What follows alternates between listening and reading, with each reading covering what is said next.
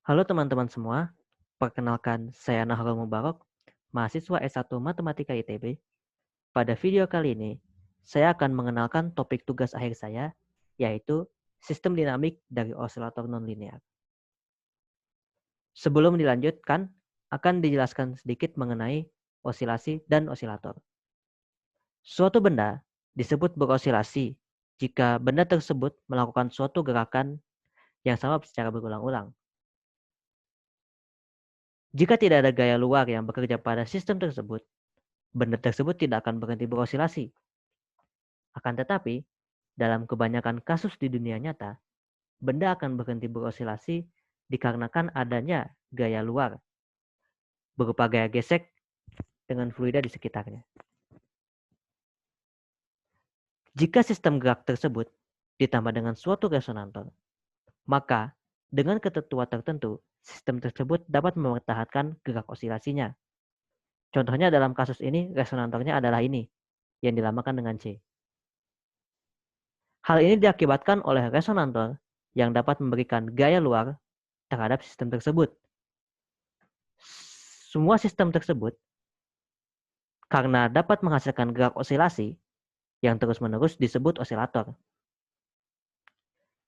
Kemudian sistem osilator ini dapat dimodelkan dengan persamaan diferensial seperti berikut. Perhatikan bahwa mx double dot merupakan akibat dari hukum Newton kedua, suku kx merupakan akibat dari hukum Hooke dengan K adalah konstanta pegas, dan C1x dot kurang C3x dot pangkat 3 tambah C5x dot pangkat 5 merupakan gaya luar yang diakibatkan oleh resonantor.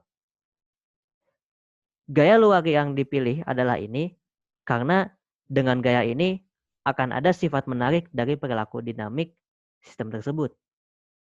Kemudian untuk memudahkan perhitungan, definisikan omega 0, CI, dan tau sebagai berikut. Dan dengan membagi persamaan 1 dengan omega 0 kuadrat X0 untuk suatu nilai perpindahan X0, didapatkan persamaan terakhir. Persamaan terakhir inilah yang akan digunakan dalam simulasi dan akan dianalisa sifat dinamiknya.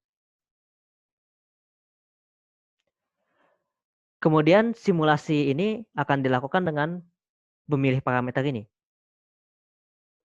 Bila dipilih parameter ini, dan dengan menggunakan metode Ranskota, akan muncul orbit seperti ini.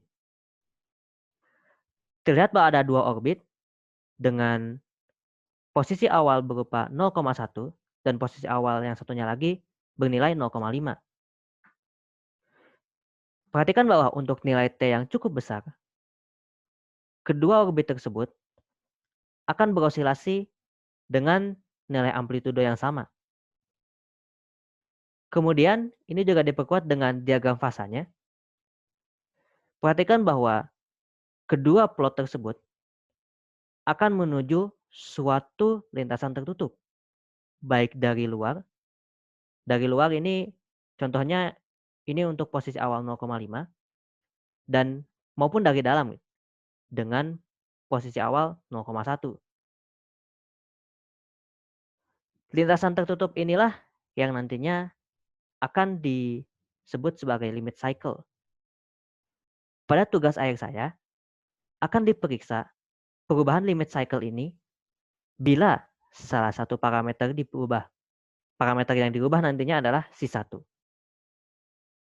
Sekian dari saya. Terima kasih.